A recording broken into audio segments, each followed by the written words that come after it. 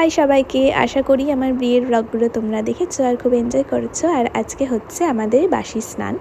তো আমাদের যেহেতু বিয়ের পর দিনই রিসেপশন হয়েছে, তো রিসেপশনের পরের দিন আমাদের হলো বাসি স্নান।